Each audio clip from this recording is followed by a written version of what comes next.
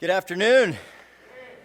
As Sandy mentioned, I've been asked to speak. I've got a half hour to speak practically on a heart for the lost, and I'll just mention here quickly that when Sandy asked me, his first email said, could you teach a brief practical session on reaching sheep? And I chuckled and thought, well, that I can do. In Chattanooga, I am reaching sheep. In the South, there's a bunch of sheep that still need to be reached. So I chuckled, and then he sent another email back saying, how about, cultivating a culture of evangelism and outreach in your fellowship? And I thought, okay, we'll take this and we'll run with it, share some practical things. So this is meant to be very practical, two very rich heart studies so far by Pastor Sandy and Pancho. And I'm glad Pancho actually took the time to introduce himself a little bit. I'd like to do the same. I'm going to put my thoughts together in 5 pieces. I'd like you to know me just a little. That'll be the least important thing that happens today, I assure you. I'd like you to know me. I want you to know your work. I want you to know yourself. I want you to know your audience. And then I want you to know a little bit about our story and just share. We want to be able to share with you some practical things that we've actually bumped into, and discovered that may be beneficial for you. So before I share a little bit about me, let me just quickly ask, because I came here to Chattanooga in 2000, and I'm pretty sure that when I arrived in Tennessee, I was about the 8th or 9th Calvary in the state, and if I'm not mistaken, there are 23 or 24 now. So that's, in the 11 years that I've been in Tennessee, the work of the Lord through Calvary Chapel in the Tennessee area has tripled. So how many of you are church planters? Just real quick, like you are planting a church. And how many of you have been planting a church for 5 years or less? 5 years or less. A bunch of you. Fantastic. Okay, well then hopefully there'll be some practical things just for you to consider as you are pioneering a new work in the Deep South. I'm a brother with you. So a little bit about me. Now, real quick, how many of you remember the 60s? Like you were there. You remember the 60s. Yeah, you remember the 60s. People don't get us, do they? They don't get us. You have to have been there. 60s was really remarkable for me, actually. 68, I was being planned. 69, I showed up on the scene. And so the 60s impacted me more. Talk about formation and, I showed up on the scene 69. And how many of you grew up and still can't get the lyrics of the 80s out of your head? In fact, I think Pancho quoted a song in the middle of his message. It's a curse. In fact, I think there's a recent study that says that the lyrics of the 80s are actually the residual effects of the lyrics of the 80s are actually more detrimental than the PCP and the LSD of the 60s. It's true. So every single week when I'm putting together a message, I cannot help but have the lyrics of the 80s run through my mind. Don't stop believing. I mean, every single time. In fact, my associate pastor, which I'm going to give really mad props to today, I called him today, and we were speaking just briefly. He had no idea what I was going to talk about, my little introduction about the 60s and the 80s and everything. And I said, bro, I'm so proud of you. I wish you could be here to share, because really what I get a chance to talk about is really largely, it's you. You're the one who's brought this evangelistic culture to our fellowship. So while you're ministering to people and while you're leading people and doing what you're doing there in Chattanooga, your ears are going to be burning. And he goes, I always feel like somebody's watching. And I'm thinking, you got the same problem. He's got the exact same problem. So a little bit about me by the numbers. I was born in 69. Born again in 1992. Born again in 92. Met my beautiful wife, Shawn, in 94. Married her in 95. 1996, I came on staff at Calvary Chapel, Fort Lauderdale. 2000, we moved to Chattanooga. Wife pregnant, have 4 children, 3 girls, a little boy, and a dog. So there's 7 of us in our family. Introducing me to you by the numbers.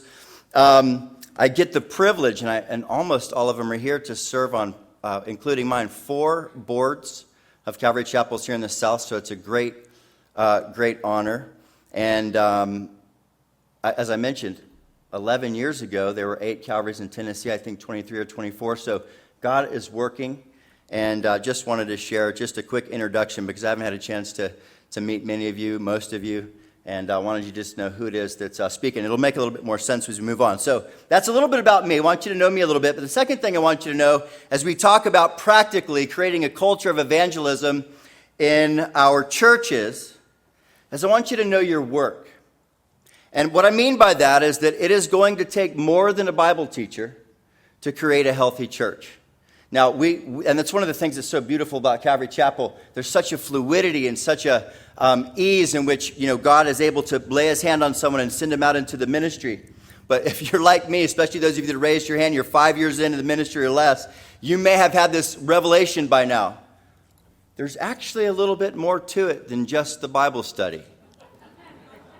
And you're finding yourself recognizing that there really is a whole lot more to creating a healthy fellowship. When I say healthy church, I mean a growing church. I think a healthy church is a growing church. Growing in intimacy with God, growing in a relationship with one another, the church is, and then growing in our influence in the world around us.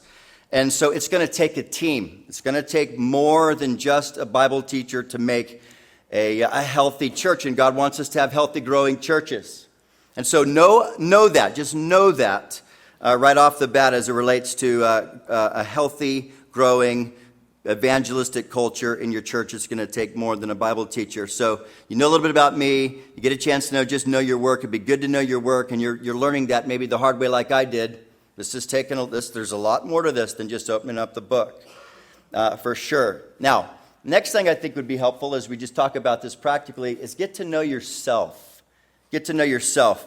Someone has, and I think this is an insightful insight, paralleled the ministry of a senior pastor to the ministry of Jesus when he came. When he came, he basically fulfilled 3 roles: prophet, priest, and king. Some of you have read this perspective, and I find a lot of wisdom in this and the practicality of it. So Jesus came, he was prophet, the prophet that Moses said would come after you better hear him. He shows up, he was the prophet that needed to be heard. And he clearly, as a prophet, had the capability to communicate well. Jesus would show up in the synagogues, he'd sit down, he'd open up the very same passages that the Pharisees and the scribes and the religious leaders of the day would open up, and they would teach the same passage, and people would fall asleep. Jesus would teach the passage, and people would fall in love with God. He had the capability to communicate, so he has this prophetic nature about his ministry, and it parallels what happens to you and I as leaders of churches, lead pastors. And then he was a priest, right? He was the priest in the order of Melchizedek, the priesthood that has no end. He ever lives to make intercession for us. And he was very pastoral in that sense. He would sit down with the one woman at the well. He had compassion on the masses. He was a great people person. He was pastoral. He was a good shepherd, as you might expect him to be, right? But then he was also a king. He said that his father was going to give him a kingdom that had no end. He was the king that would receive a kingdom that has no end. And in that sense, he was very administrative. He was wise. He was orderly. He was efficient. So he's there, and he notices the multitudes, and he notices their need. Instead of just chucking out a bunch of food to the hungry crowd, he has everybody sit down in order. He's orderly. Very orderly about everything. This is one of my pastors. Dude, praying for you. Isn't that great? Ding. In the middle of the... Thanks. Appreciate it. It's good. You should know better. Turn it off. It's going to take a team. Here we are. We're together doing this deal. So here's the deal. Jesus comes, and he fulfills this role perfectly. He is the prophet that Moses said would come. He had the ability to communicate. He was a priest. He was priestly. He was able to minister to the needs of the people. And then he was a king. And he was there, and the crowds were thronging him there as he was on the Sea of Galilee. He notices there's a boat and just practically goes, hey, grab the boat. Let's push the boat out. Let's make a little space here. He just sort of functioned in that CEO type, very wise, efficient kind of way. Now, if this is true, and I think it is, that there's a parallel between us as senior leaders of churches and the ministry of Jesus Christ that he fulfilled, prophet, priest, and king, then it is possible, because I find that rarely some men are sort of strong in each of those cases, but rarely do you find men that are strong in all. Sometimes, yes, not often. But what happens is it's possible then that if the ministry is left up to us altogether entirely, that we can actually cap or stunt and hinder the growth and the development of our fellowships because one of these things isn't happening. For example, you may be a man that is incredibly pastoral. You're priestly and your bars are really high in that category, but your prophet gift isn't that great. I mean, you're just not that great of a prophet, communicator. Well, people love to be loved. They love to be cared for. And they'll put up with less than stellar communication because they know that they're being taken care of well. But with this particular area of weakness, especially in our culture that apprises, all that happens in this kind of setting, there can be sort of a cap. It's also true that you can have a man that is an incredible communicator and even an incredible prophet or an incredible priest. He's very, capable with the people, and yet some people look on and he's not very kingly. And if all of the efficiency and the oversight of the ministry falls upon his shoulders, there'll be some people who look on and go, there's not a lot of organization here, and there can be a cap. Also, you can be a great businessman, you can be a great communicator, and not a very good people person, and you can come and you can speak and you can walk off the pulpit and leave, and there will be a crowd for a season, but at some point people get the sense he really doesn't care, and so then there's a cap. Now, the reason why I just sort of tossed that out to you in the context of talking about creating a culture of an evangelism, an outreach within our fellowship, is because, as I mentioned before, I am not really that outreachy. I mean, I'm just not. The way that God wired me and put me together, I just almost instantly think about how to edify and equip the church. I'm just a teacher, and I have to literally, in my notes on Sunday morning, right at the top, don't forget the lost. I have to remind myself, there are unsaved people that will be here on Sunday. And so I mention that to you because here we are talking about how to have a heart for the lost. And if you're like me, of course I love the lost and I share the gospel and all those kinds of things, but our church has a reputation in our community for being incredibly evangelistic. Our outreach is spectacular. It may rival anything in our community, and yet I have almost had nothing to do with it at all. Somebody else has come alongside and I've said, hey man, I trust you, love you, believe in you. You have stuff I don't have. Run. And so when people hear the name of Calvary Chapel Chattanooga in our community, they instantly think outreach, missions, and I'll talk about that. And it's got like that much. I mean, zip. In fact, I asked Eric, Pastor Eric, I said, bro, Pastor Sandy's asked me to come and talk about teaching this whole issue of outreach and evangelism, and of course he chuckled.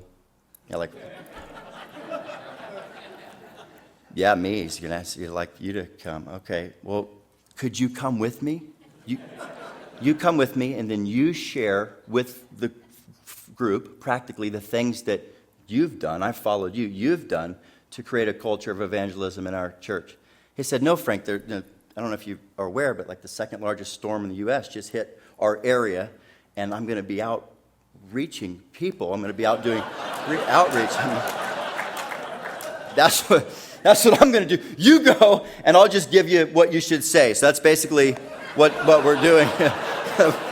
I'm just sharing his stuff. So here's what I'm saying. Know yourself. Play to your strengths. Know what they are. Know what your weaknesses are. And then whatever those weaknesses are, whether it be in your prophet, priest, or your king, or in my case, there could be sort of an evangelistic flavor that is, kind of lacking in me, then, of course, be slow to lay hands on anyone, but find someone that you can trust and that you can turn loose, and for the sake of the breadth and the depth and the width of the ministry of your particular church. It's going to take a team. So you know a little bit about me. You ought to know a little bit about your work. It's going to take more than a Bible teacher to create a healthy outreach church, in any healthy church. And you need to know a little bit about yourself. Play to your strengths and support those areas that are weak. Don't be afraid of them. Find great people to fill in those areas. And then I think it would be wise to know your audience. Now, as Pastor Sandy mentioned, I grew up at Calvary Chapel, Fort Lauderdale, in the faith and in the ministry. If you know anything about Calvary Chapel, Fort Lauderdale, it is unusually evangelistic. In fact, this past weekend, Bob Coy had a baptism where 501 people were baptized at the beach. That's the environment that I grew up in. And then the Lord calls me to Chattanooga. An altogether different experience, completely. In fact, I'll tell you about, just as I mentioned, I'm not, ultra outreaching. I'll just share with you the kind of climate and environment that I came from. I can remember teaching from the pulpit at Fort Lauderdale. And I kid you not, this is a true story. Finished the Bible study, closed in prayer. And I had, as I mentioned, I had to kind of muster myself up to do the evangelistic thing. Because at Fort Lauderdale, it's a come forward evangelistic crusade every single service. And so it's a weekend service. And I preach a message out of John 9, man born blind, close the message in, and while I'm praying, people are coming forward. So I hear people at Fort Lauderdale, they'll start clapping. People are clapping, and then it turns into a small roar. I finish the prayer, I look up, and inside I thought to myself, not yet. Not yet. Let me actually let me do my part. This is like my one big shot. Let me do the thing. Let me say. And they just came. It just kept coming. No formal altar call. Just, there they were. I knew what to do with them once we got them there. But it was just like, so that was the culture and that was the environment that I grew up in. And God sends me to Chattanooga. And I can remember early on in a season of no small frustration and disappointment that I wasn't seeing the same kinds of things that I was accustomed to at Fort Lauderdale. I remember having a little time with the Lord. We're at the second year in, and maybe this will minister to those of you guys that are here with me in the Deep South, because we are ministering in a little different place, a little different culture, and I think it is very wise to know our audience. I'm in the book of Acts. We're about 2 years in, definitely feeling some frustration, feeling like I'm reaching sheep, but I'm trying to find a sinner. I can remember, my first few months in Chattanooga, I'd go to a restaurant with my wife. 75% of the people before they ate started praying. Like what is it? What is Fort Lauderdale? There's nobody praying. You did that, and I was like, gosh, see how outreachy we are. We just prayed before our meal. I get to Chattanooga. It's like, look, they're all saved. What are we going to do? So I was a little. Can I come back?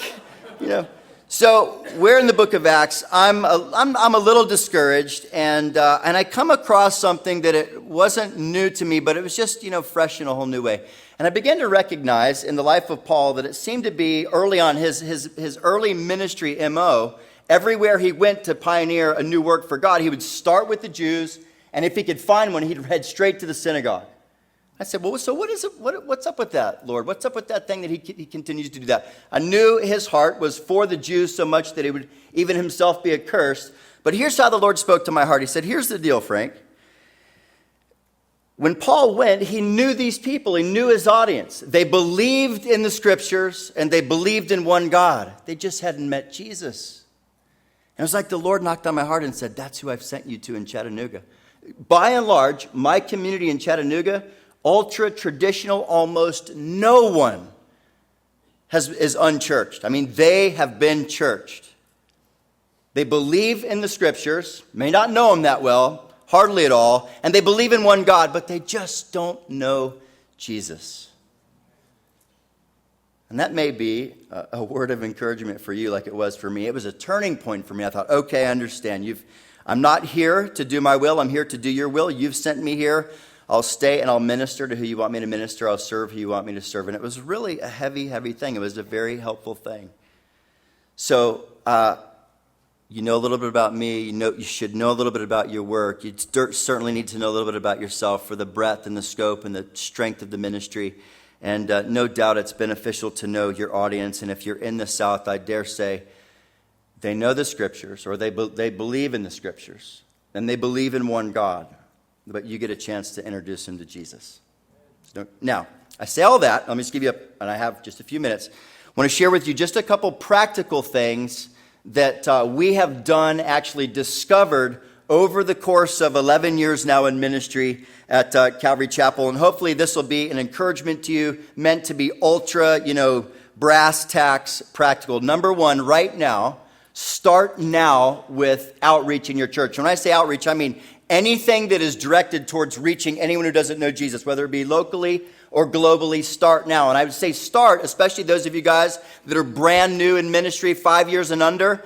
I had lunch with a brand new fella, just 2 years, not even 2 years, 2 years, I think. And we were talking about this whole issue just the other day. And I said, listen, what are you doing for missions? Make sure you're doing something for missions now, just now. Start, build into your budget now, 10%, no matter what, off the beginning. And if you're bringing in $2,000 a month in offering or $10,000 a month, make sure, though you don't have any of your own missionaries to send out, make sure right now you just begin to build in the DNA of your church some sending so that God can look on and go, there's a group of people that want to be about my kingdom. Now, I would tell you this, in hindsight now, learning what we've learned over the 11 years and seeing God continue to provide for us, if I were to start all over again, I would start with a much higher percentage. And I just say, here's what we're going to do. From the beginning, we're going to start 20 or 30%, and it's just going to be its way it's going to be from the very beginning, because two things we've seen. Number one, God wants his bride to be generous, and you can't outgive him, and he certainly cares for the lost. And I would dare say, and this is sort of, I'm cheating, but I'd say if you let me talk just 1 second about creating a culture of generosity in your church. I did some research not too long ago. In this article, there was the largest denomination in the United States, unnamed, they didn't name it, as an organization, as a denomination, gives 2.6% to missions. You know what the average Christian in the United States gives? Not to missions, I'm talking just gives, less than that. And so here's what I'm thinking. And it's scary, isn't it? But as the leadership goes, so goes the people. So if we start as a church and say, let's just take 10%. And early on when we had no overhead, we would find ourselves at the end of the year, 17, 18, 19% had gone away. And if you want to create a culture of generosity in your church, lead by example in generosity. I promise you that God is always, I believe that one of the reasons why God has constantly funded our efforts at Calvary Chapel is because we continue to say, we want to give, we want to give, we want to give. So start now. Don't wait until you have your own missionaries to send out. Find some reputable, missions agencies, some works. Early on, we supported GFA and Samaritan's Purse. Didn't have any relationship with those guys, but just trusted them, and we just began that way. Today, almost none of our money goes to agencies in which we don't have any relationship with. Now it's almost all relational, and almost all of our resources, I think right now, 25 different agencies, local and global people we support every month, and almost all of them we have relationship with, and a huge percentage of them, over 50%, they're our own people on the mission field all over the world. It's beautiful. But it starts very, very simple. So number one, start now. Number two, lead your people from the beginning, because a lot of us are, smaller fellowships. We're just getting started here in the South. Lead your people on the backs of others. First couple of years at Calvary Chapel, I was bivocational. Pastor Eric is bivocational. Neither of us had any experience whatsoever. So we just turned to Fort Lauderdale and said, what are you guys doing in missions? We want to take people to go do work. And we just functioned on that. We've sucked them dry over the years. Still are. Great place to get staff, by the way. I've got most of my staff from Fort Lauderdale, just for the record. But we looked on and said, hey, you guys are doing a great job. You've got the infrastructure, and you've got the wisdom, and you've got the training. And with a bunch of people that are bivocational and have no experience in the field, we go, would you let us sort of co-labor with you? So our people would join together with their people. We'd go reach, and our people would come back into our fellowship, and their hearts were just filled to reach others. Just sort of creating a culture. And I would say, if you live in the area, we have 4 to 6 trips a year. Come join us. We've got the infrastructure now to do the legwork and all. Come join us, and we love to help build a culture of evangelism in your people. And you can do this with other areas of ministry as well. I noticed in the packet there men's conferences and women's conferences. Together, the church accomplishes so much more and so much better. For sure. So first of all, start now. Second of all, lead on the backs of others. Third, this is something that man, you could certainly start earlier than later, but we decided to begin to fund short-term trips, percentages of short-term trips, as an investment into the lives of our own people. So, for example, we'd start at the beginning of the year and say, we want to see 50 people go on mission this year, and we want to fund 10 or 15% of that for them. So the trip is going to cost them $1,000 to go to Haiti. We decided to earmark, $150, $200. That trip's only cost them $800, knowing our fellowship that times are tough and resources are. We started doing this about 6 years ago. It has been amazing. It's like, you have a budget for your men's ministry and your women's ministry, and this is just another item that we say, let's just pour money back into our people to send them out to reach people. They come back, they're filled, and it just has created a culture of evangelism in our fellowship. So try to fund, if you can, just an idea. It's a great investment. Another thing that we've done practically, and this is harder for some than others, but we have celebrated publicly the work of God on the field from the pulpit. And so early on, when our youth ministry would leave and they'd go to the Dominican Republic, they'd come back, we'd have these young kids. We'd have the youth pastor who took them to the Dominican Republic. He'd take the Sunday morning. The kids would do the skit for everybody. The kids would lead worship. 4 or 5 of them would share their testimonies, and we just celebrate what had happened on the field. Well, that can get a little sticky after a little while. Like, it's not necessarily as efficient if you have multiple services, so we started running videos. You can edit out the uhs and I forgot and the stuff that isn't that great. And you can edit it all out, put some cool music to it, and still celebrate the whole scenario. Another thing that we have done just recently is, we wanted to introduce our people to some of the local ministries in our area. There are already, AIDS ministries. There's a ministry to folks that are displaced from other countries and are living in poverty. There's a ministry to widows in our particular area, to orphans. And so what we decided to do is co-labor with those people, bring them in on Sunday morning for 4 or 5 weeks, and we just interviewed them for the first 15 or 20 minutes of the service. And then we just allowed the people to hear them, see them, and then said, hey, meet them in the lobby. This is an opportunity. These are the ministries that we support financially, and we're behind 100%. But afterwards, you go and talk to them and see if there's a way which you can get involved. So we just sort of introduce people to the work outside the church. Now, I'm going to come back to one other point. Another thing to do, and which would be wise, is discover for your fellowship really God's plan. And I think for missions, and I think as it relates to a local fellowship, there's really two things. One is sort of a shotgun approach, where you just, anything that comes across your table, you go, let's send a team here and we'll build a little hut, and we'll send a team here and we'll build a little hut. You don't ever visit those places again, but still your people got ministered to, and they got ministered and came back. And over time, we began to realize there was a lot of sideways energy, and we weren't really sure if over the long term we were actually doing anything intentional and long term. So we backed up and sort of adopted a rifle approach to our ministry and said, let's let our focus get narrow, let's funnel our resources, and let's try to go to certain places over and over and over again, because we believe the gospel is a very relational thing. So we started that we've been to Yemen 8 years in a row. We're only a church of 11 years. Just this last holiday season, we had 7 weeks where we brought 7 families up, all from our church, that are all leaving to go on the mission field full time. And guess where they're going? To the places that we've gone 7 and 8 years in a row. So we've got a relationship. We just left a girl in Yemen. I mean, single girl gets to Yemen just recently, and they say, you better, all the missionaries, you got to get out of here. And she calls back and she goes, God's told me to stay. I got to stay. 2 families are moving to the Dominican Republic because we've been there 7 years in a row with our kids. So what I'm saying is, if you adopt something, it's got to be God's, because shotgun's cool. It kills stuff, Rifle work too if you're shooting for a little bigger game. But we focused our deal, and we've been able to see the fruit.